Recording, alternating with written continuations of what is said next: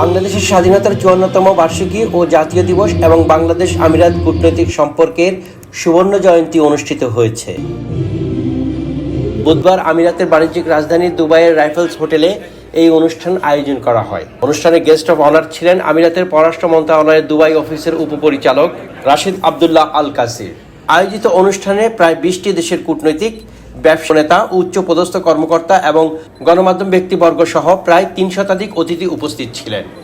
অনুষ্ঠানের শুরুতে দুদেশের জাতীয় সঙ্গীত পরিবেশন ও পরে কনসুলেটের প্রথম সচিব শাহরিয়ার আলমের সঞ্চালনায়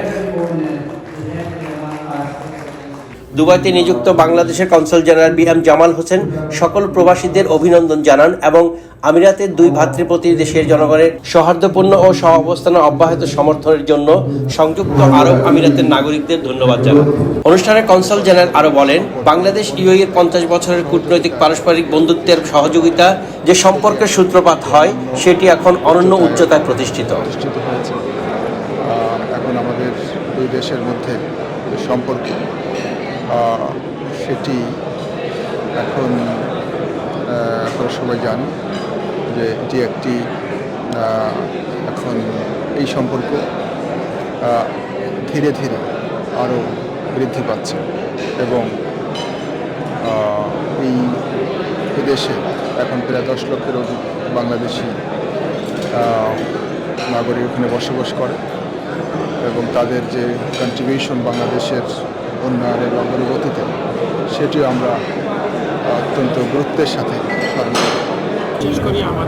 অনুষ্ঠানে বাংলাদেশ বিজনেস কাউন্সিল দুবাইয়ের প্রেসিডেন্ট ও আল হারামাইন গ্রুপ অব কোম্পানির চেয়ারম্যান মাহতাবুর রহমান নাসির সিআইপি বলেন, মধ্যপ্রাচ্যের মধ্যে বাংলাদেশিরা ভালোই আছেন এবং ভালোভাবে ব্যবসা করছেন, ব্যবসা বাণিজ্য করতেছেন এবং আমাদের ডিপ্লোম্যাট রিলেশনশিপ, ব্যবসায়ী রিলেশনশিপ তারা খুবই আন্তরিকভাবে আমাদেরকে সহযোগিতা করতেছেন।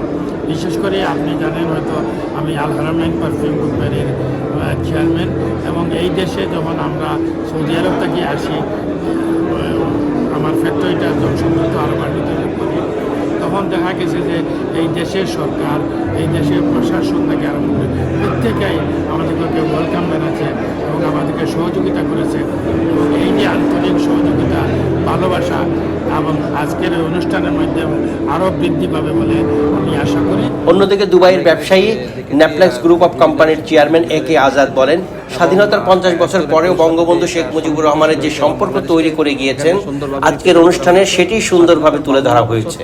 পরে প্রায় বঙ্গবন্ধু শেখ মুজিবুর রহমান ৫০ বছর সংযুক্ত আরব আমিরাতের সাথে যে কূটনৈতিক সম্পর্ক, এই সম্পর্কের মধ্যে দিয়ে আমরা যারা এখানে প্রবাসে আছি এবং একটা সুসম্পর্ক তৈরি হয়েছে এবং আমরা ব্যবসা বাণিজ্যর ক্ষেত্রে বিভিন্ন ক্ষেত্রে কূটনৈতিক সম্পর্কের মধ্যে দিয়ে বাংলাদেশ এই সংযুক্ত আরব আমিরাতের সাথে একটা ভালো সম্পর্ক, এই সম্পর্কের মধ্যে দিয়ে আমরা এখানে ব্যবসা বাণিজ্য করতে পেরেছি এবং বাংলাদেশের সাথে এক্সপোর্ট ইম্পোর্ট সহ সর্বক্ষেত্রে এই দেশ সরকার এবং বাংলাদেশ সরকারের যে ব্যবসা বাণিজ্য প্রতিদিনে প্রসার হবে বলে আমি মনে করি।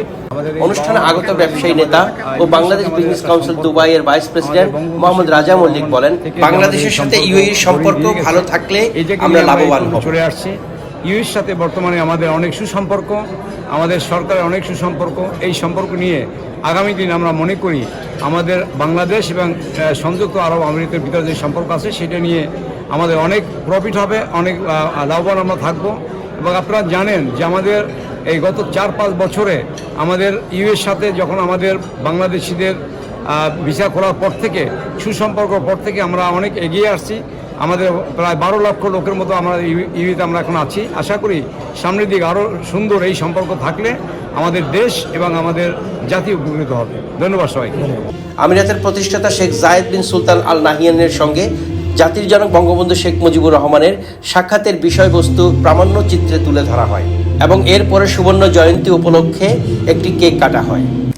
মাহবুব হাসান হৃদয়, স্বাধীন দেশ টিভি, সংযুক্ত আরব আমিরাত।